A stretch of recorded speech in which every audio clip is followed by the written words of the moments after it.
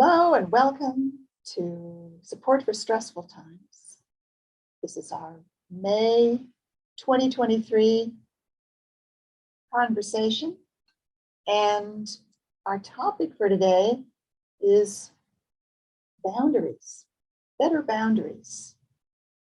What do boundaries have to do with being stressed? Well, to me, a good boundary is a permeable boundary where what I'm open to and interested in, I connect with and I let in. But what doesn't work for me, doesn't fit for me, I can say, no, I'm sorry, that doesn't work for me. And I can say, no, that doesn't work for me without anger, blame, excuses, or apologies. Let's take a little time with noticing what it feels like to be here, to be in your body right now. And if you're experiencing some stress today, and then we'll also sense whether that stress might be partly connected with boundaries. Good boundaries, leaky boundaries. Let's take a moment right now. You know, I love to do this with you. And just invite you to feel your body. And be aware here and now of your body's contact and what you're sitting on. Be aware of your feet, your seat, your back. And by the way, notice whether it feels okay to you to follow along with what I'm suggesting, because it's always your option to follow. So aware of your feet, your seat, aware of whatever in your body is contacting something, maybe your back, maybe your elbows. Just letting yourself rest into that support.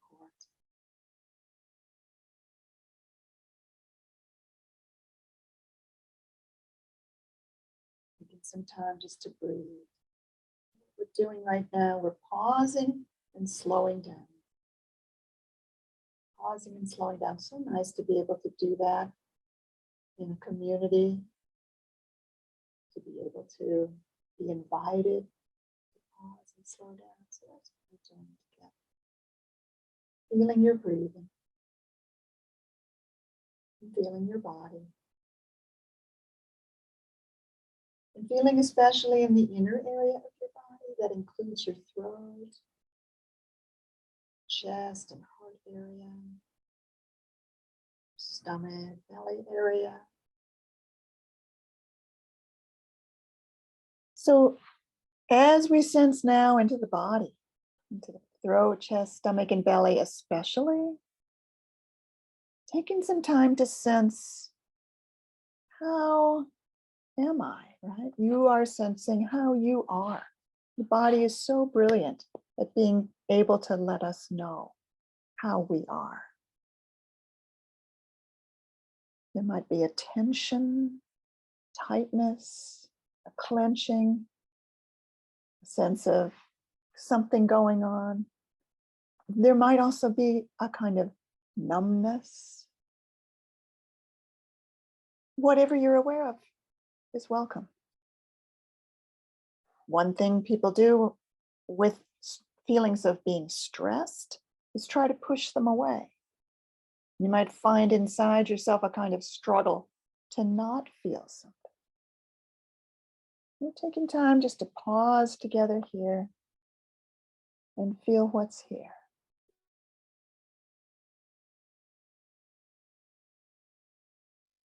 There's no wrong answers. So whatever you're aware of is welcome. I must say, I've been feeling pretty stressed these days. It feels like, yes, I still do read a daily newspaper every morning. And there's some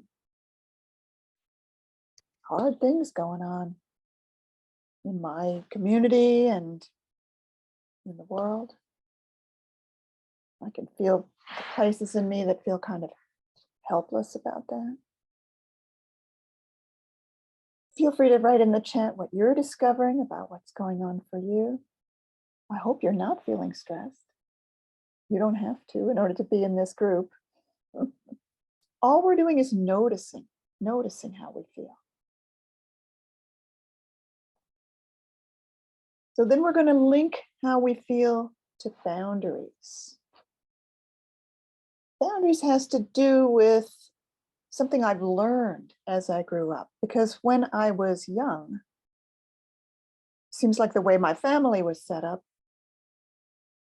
kids weren't supposed to have good boundaries. Like, I was supposed to notice, especially what my parents were feeling, sort of take on their feelings, take on responsibility for their feelings, be the one who, if somebody had a headache, then I would tiptoe around, or if there was an indirect request, like, it's awfully hot today, I'd be the one to figure out what does that person really need and to try to give them what they needed. So boundaries weren't something I learned naturally when I was young. I learned instead, it's my job to take responsibility for everybody else's feelings. And I don't really have a choice about that. It's automatic. I know somebody else is feeling sad, worried, anxious. I've got to be in there already taking care of them. I think I learned that by my mother's modeling of it. That's how she was. So why wouldn't I learn that, right? And how were boundaries for you when you were growing up?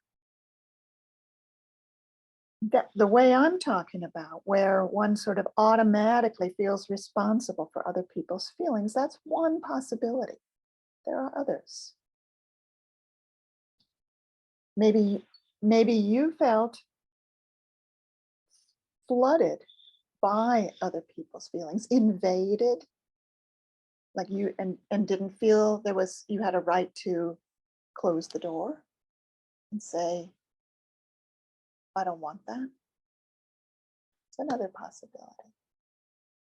I got a chat saying that my story resonated. Some other people are talking about enjoyable feelings. That's great.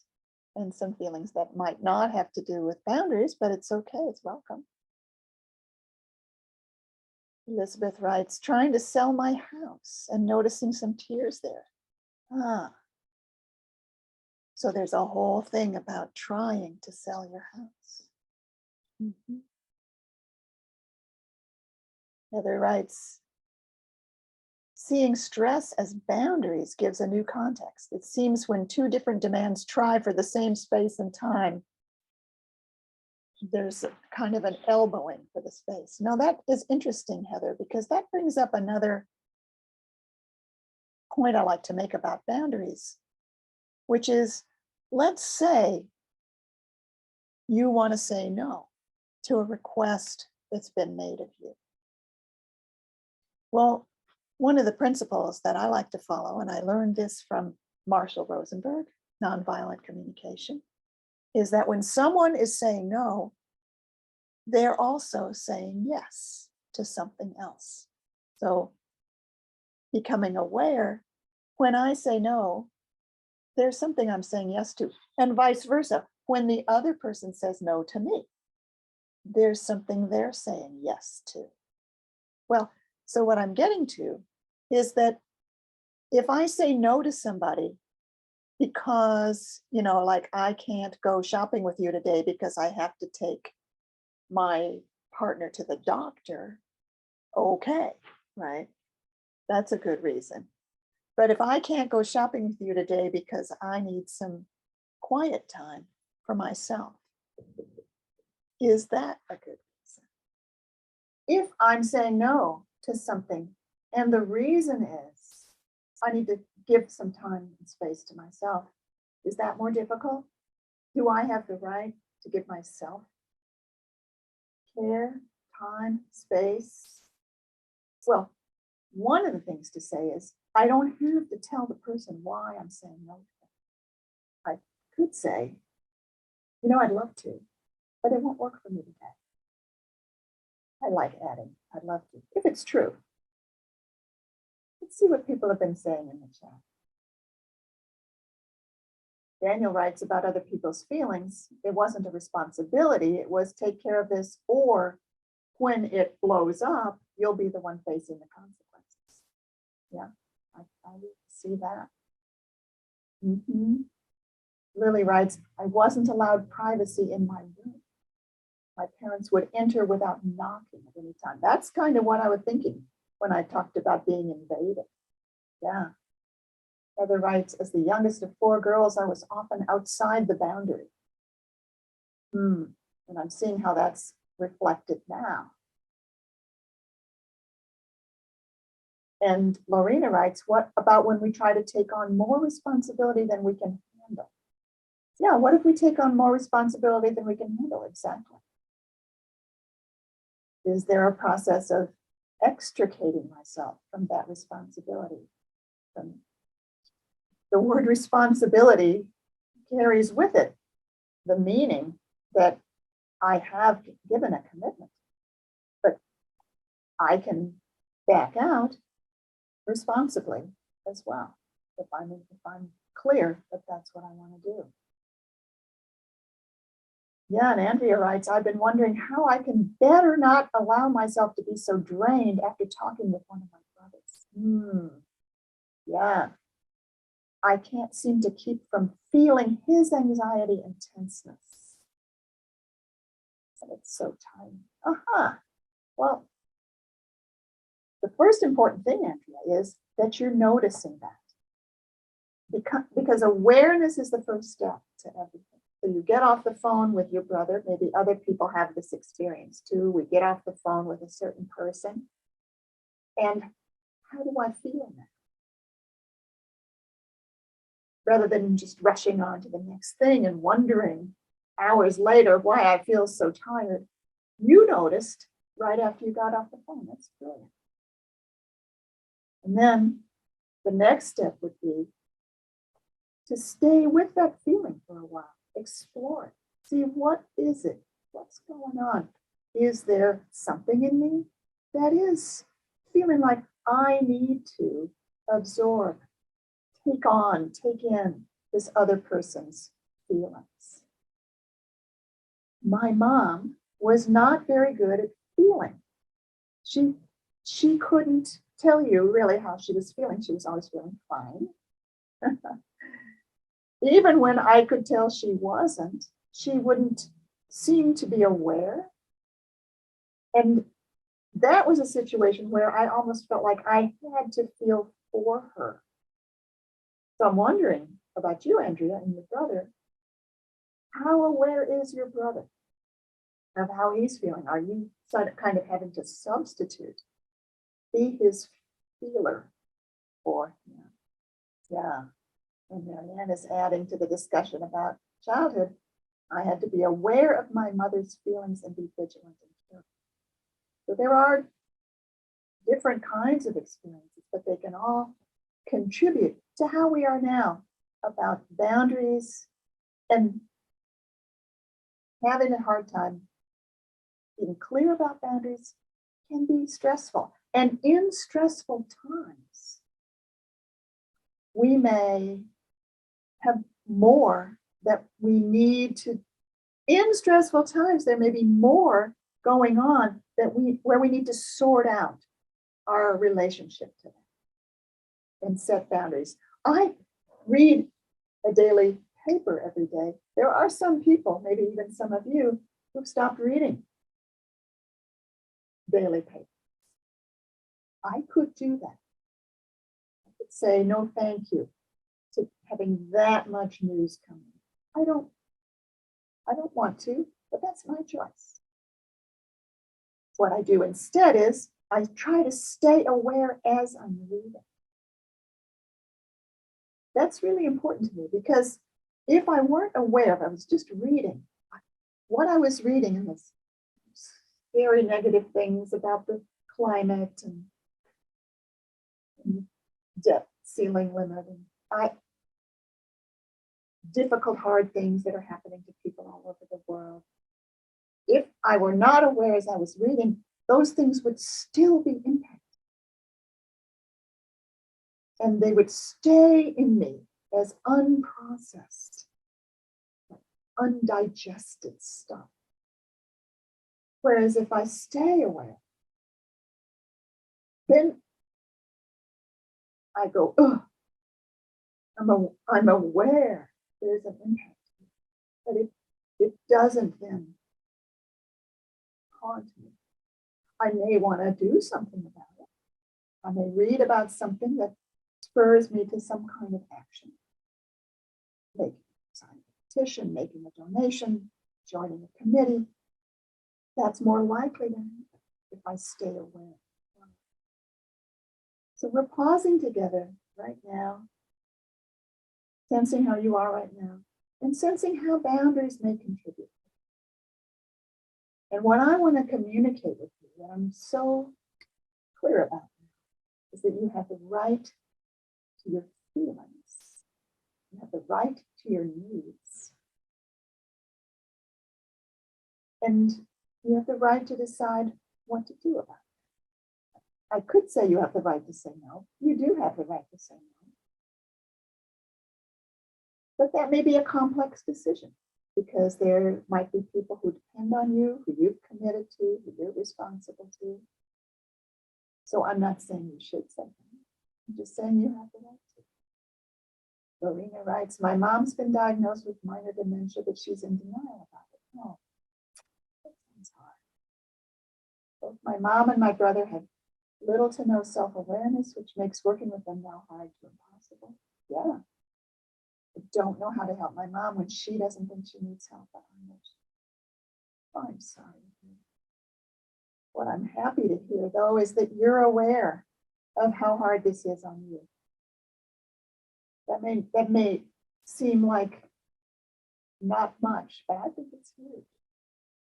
I think it's huge to be aware, even if what we're aware of is being helpless and not knowing what to do. Even if what we're aware of are feelings that are uncomfortable, painful, or hard. Those feelings matter. It matters how we feel. It matters how we're responding to the situations in our life. And for us to be in touch with it, aware of it, acknowledging it, is really a big, important thing. It's from that you will come to know what's right for you to do. Or you'll be open to the possibilities that you learn from other people as you operate. So let's take a moment together right now and ask, how am I? Pausing to sense how you are right now. How you are right now in your body, because the body is your touchstone. It's the place where clear messages come about what's going on. If you're one of the people who doesn't feel in the body easily, there's another avenue, I'm sure. Some people don't even like the word body, but we could say we're pausing to sense inside or with your inner sense of yourself. And the pause is so powerful because if you're just rolling through life doing the next thing and next thing and next thing, that makes it hard to be present with yourself. And when you can be present with yourself, you'll feel how you feel. And as I was saying, sometimes how you feel is uncomfortable, painful, tight. And what I hope to invite you to become aware of even more fully than you have been is that painful, uncomfortable, tight feelings are important. Let's not turn away from them. Let's make an inner space where it's okay to feel however you feel. Someone's knocking on your door. Let's answer the door. A painful, uncomfortable feeling is like something knocking on your door. Once you answer the door, if the person wants to come in, you could say no. But here we are, sensing how we are, sensing how we are right now. Mhm. And then use the language, I am sensing something in me feels, as a way to have the resource of your whole self as you stay with something that you're feeling, even if it's uncomfortable, painful, and hard. You can stay with. And then you might feel, oh, this is really hard to feel. And then you can acknowledge that. I'm really acknowledging this is hard to feel. You know, my teacher, Gene Gendlin, he's the guy who brought us the focusing process. There's a place where he says, nothing that feels bad is ever the last step. There's always something next. He's pointing to the idea that when we feel how we feel awarely, right, by being present with how we feel, then that allows what we feel to show us something. The next thing can happen. And what you feel has been waiting for you to be the listener to how it is in there. And then there's a sense of relief, a funny, odd sense of relief. So you're feeling something painful, uncomfortable, difficult. You pause. You're aware of it. You describe it to yourself. How does this feel? Kind of like clenched and tense. Then you say, I am sensing something in me feeling clenched and tense. Put in your word. And then you say, hello, I know you're there. And you speaking directly to the feeling. Hello, I sense how clenched and tense you're feeling. Put in your own words. And then quite often what happens is a little relief. Like it's glad you are there, paying attention, acknowledging, noticing. That's what we call inner relationship. It's so interesting how when we can be with, when we can be present to how we feel, there is a change that can come. There's something next. So nothing that feels bad is ever the last step, because hello to what feels bad. I'm sensing how bad it feels. Hello, bad feeling. I'm sensing how bad you feel. And then it's not alone anymore. Giving that a try. Yeah. Heather writes, when I acknowledge that it's okay to feel as if I can't cope, that seems to give the part that feels it can't cope more space. And Lorena writes, I'm sensing a sadness within me. I feel alone. I feel like I have to figure out so many things by myself. And I'm scared and tired. Yeah, that's so understandable. That makes a lot of sense. So now maybe say to yourself, I sense how scared and tired you are. And notice if there's a little bit less of a feeling of alone, even though it's still true. It's seriously still true. You could use more help. It's awful to be alone like that. And yet, there's a little shift, maybe, when you can say, yes, I know you're there. I'm here with you now. Boundaries are a way of saying yes to what matters to you, to what you need. And in stressful times, maybe we need more alone time. Maybe we need more time for rest. Maybe we need more recreation. Maybe we need more time for play.